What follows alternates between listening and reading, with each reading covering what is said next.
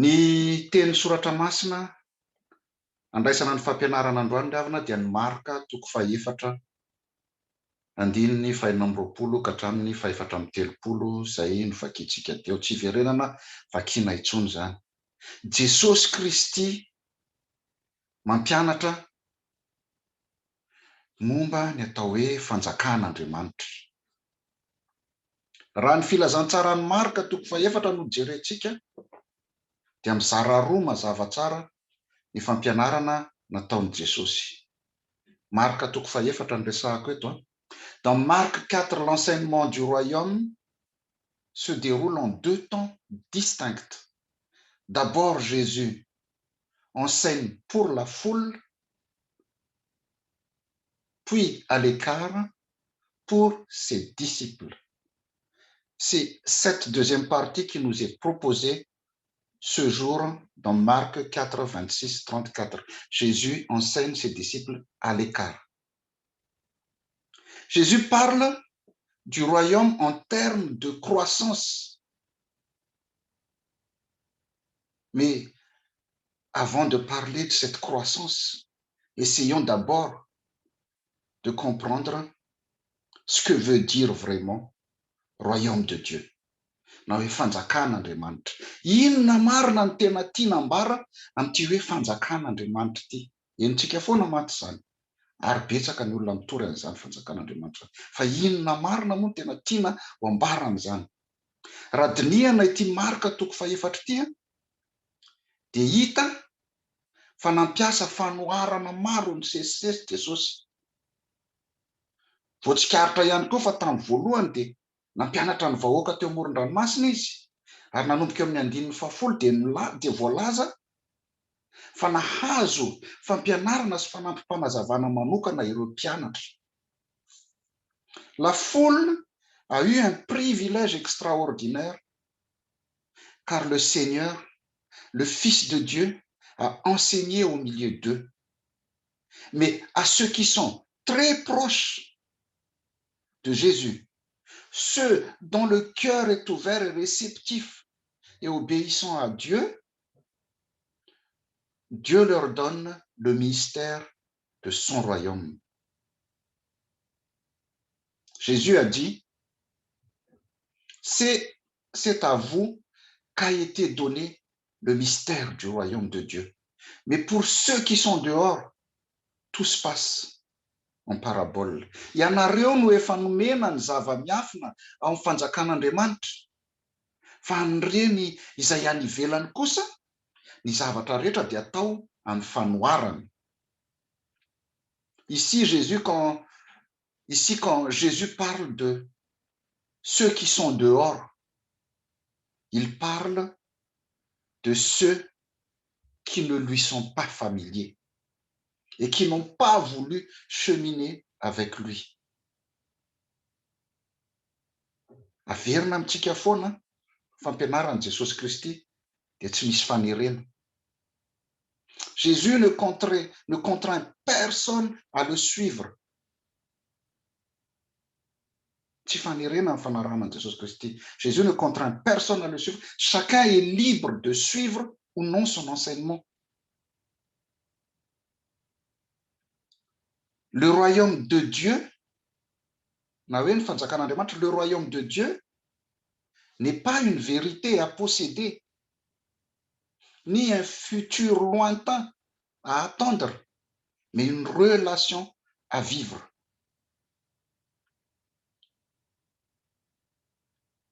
Le royaume a fait irruption avec Jésus à travers sa proclamation et son action, et il est maintenant accessible à tous, et que tous sont invités à y entrer. Izay ny tiany Jesosy ambara ao amin'ny Marka 4:5-10. Raha nilaza izy hoe le temps est accompli et le règne de Dieu s'est approché. Convertissez-vous et croyez à l'évangile. Mariana fa mitovy ny teny grika nandikana ny royaume de Dieu sy ny règne de Dieu dia ny teny hoe Basilea tout eo. Ce que Jésus veut dire par cela, c'est que le royaume est déjà là. C'est ça, le royaume est déjà là. Il est à portée de main. Tsy rehefa ao aorian'ny fahafatesana vao miditra ny fanjakan'Andriamanitra. Tsy rehefa any aorian'ny fahafatesana anao vao miditra ny fanjakan'Andriamanitra, fa dian'izao no antsoina hiditra sy hiaina ao ianao. Le royaume de Dieu n'est pas seulement à venir, mais une réalité à la fois future et déjà advenue à travers la personne de Jésus-Christ. Il vient prendre forme au sein même du monde présent et trouvera sa plénitude lors de la venue en gloire du Seigneur. Parousie. Dans la première parabole de Jésus, que Jésus nous donne ici dans notre texte, dans la première parabole, Jésus donne l'image d'un homme qui jette la semence en terre. Qu'il dorme ou qu'il soit debout, la nuit, le jour, la semence germe et grandit. Ici, Jésus ne met pas l'accent sur les conditions pour que la semence puisse porter du fruit. Ici, le texte dit que le grain germe et croît tout seul, indépendamment de l'action du semeur. Nous ne voyons pas à l'œil nu la croissance de ce grain, et le fait que nous ne voyons pas cette croissance ne veut pas dire que la plante ne grandit pas. Nous ne vivons pas, nous ne pouvons pas la voir tout simplement, cette croissance, car nous ne regardons pas avec les yeux de Dieu. Et nous ne vivons pas dans la même temporalité de Dieu, dans la temporalité de Dieu. Na misahirana, tadidio tsara fa na misahirana, na tsy misahirana, na matory, na miasa ny mpamafy, dia mitsimoka foana ny voa. Toy izany koa isika fiangonana. Toy izany koa isika kristianina. Efa nahina hoe tsy mandroso mihitsy ny fiangonantsika izany, tsy mitombo mihitsy ny isan'ny olona, tsy mety resy lahatra ireo manodidina antsika ireo mbola tena lavitra an'Andriamanitra. Tsarovy anefa, tsarovy tsara ry havana, fa miasa mangina Andriamanitra. Miasa mangina Andriamanitra ary manana ny fotoanana izy, ary miahy ny fanaraha-maso amin'izany. Na misahirana ianao na tsy misahirana, miasa Andriamanitra. Tsy asantsika ny mampitombo sy mampaniry ny voa ary manova ny fon'ny olona, fa an'Andriamanitra izany. Le règne de Dieu continue de grandir quand nous dormons et que nous ne le voyons pas. Indépendamment de nos actions, la parole de Dieu agit dans les cœurs et ne retourne pas à lui sans effet et sans porter du fruit. Zay ny tiany Paoly apôstôly ambara ao amin'ny Korintianina toko faharoa andininy fahadimy, Korintianina faharoa toko fahadimy andininy fahafito azafady, manao hoe fa finoana no andehanantsika fa tsy fahitana, car nous cheminons par la foi et non par la vue.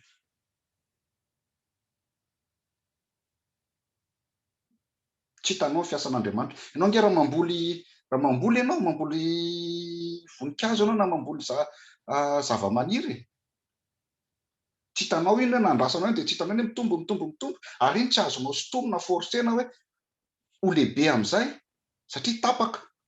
Dia ohatran'izay koa ny fiasan'Andriamanitra, tsy hitan'ny masonao izy, fa Andriamanitra dia miasa. Tsy hiverina foana amiko ny teniko izy raha tsy efa navita ny asa nanondrahana azy. Dans la deuxième parabole, Jésus compare le royaume à une petite graine de moutarde. qui se développe jusqu'à devenir un grand arbre. Ézéchiel, notre première lecture du jour, parle aussi d'un arbre. Un grand arbre qu'on appelle le cèdre de Liban. Raha nanaraka ny liturgie isika dia io mbola niresahana atao anatin'ny salamo vakitsika ihany koa, voalahatra androany io cèdre de Liban io. Hazo ngeza be izy io. Le prophète Ézéchiel annonce que Dieu prend un tendre rameau sur un cèdre et le plante. Et l'arbre qui va pousser fera la jonction entre le ciel et la terre. Je cite ce qui était écrit, Ézéchiel 17, 22, 24. Ho laingiosako ny tendro ny laingo ny milenidemoka ka amboleko amin'ny tendrombohitra avo sy milangalanga izany.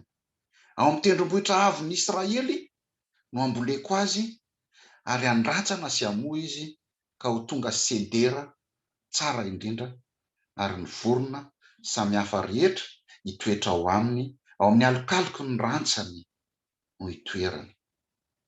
Le tendre rameau, zay le hoe laingo milenidenoka dia hoe tendre rameau sy ny teny vazaha. Le tendre rameau, c'est Jésus. Jesosy Kristy no mbohana teo amin'ny hazo fijaliana teo an-tendrombohitra. Il sera un arbre qui portera du fruit, qui procurera un abri à ceux qui viennent à lui. L'arbre qui abrite les oiseaux est une image qui désigne un royaume puissant. Dans notre évangile du jour, la graine de moutarde est l'image d'un début modeste du royaume avec une poignée de disciples. Et ces disciples étaient persécutés. Les disciples de Jésus étaient persécutés. Début modeste du royaume avec une poignée de disciples persécutés.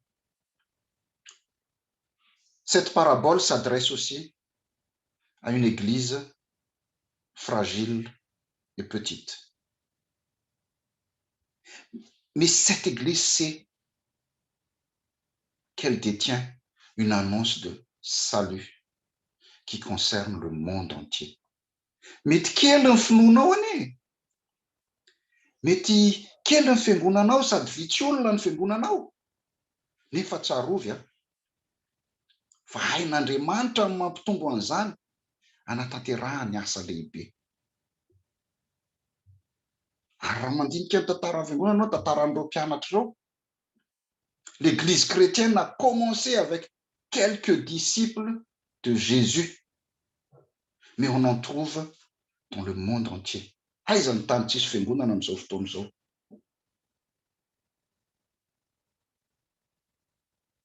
L'évangile est aussi proclamé dans le monde entier. C'était une simple graine d'évangile peut changer une vie et changer beaucoup de choses. Une parole, une rencontre, une simple discussion ou une expérience peuvent suffire pour changer le cours d'une vie. Ces deux paraboles, chers frères et sœurs, nous montrent que nous ne pouvons pas voir le développement du royaume. Nous ne pouvons pas voir le développement du royaume, car souvent, nous ne regardons pas toujours là où il faut. Des fois, nous nous arrêtons aussi à des détails au lieu de voir l'ensemble.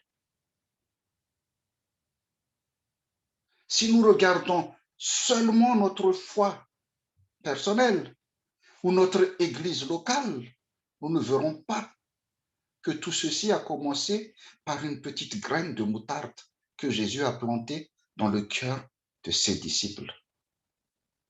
Et que celle-ci s'est développée jusqu'à atteindre les extrémités de la terre.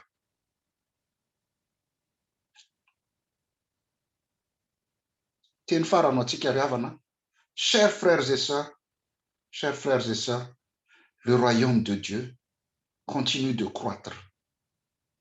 Même si nous ne nous rendons pas compte et que nous ne le voyons pas, le royaume de Dieu continue de croître. Continuons tout simplement de semer et proclamer l'évangile. La croissance du règne de Dieu ne dépend pas des hommes, mais de Dieu seul. Zay le iratsika teo, mamafaza voa f'Andriamanitra no ampitombo azy. Que la grâce de notre Seigneur Jésus-Christ, l'amour de Dieu le Père et la communion du Saint-Esprit soient avec vous tous. Amen.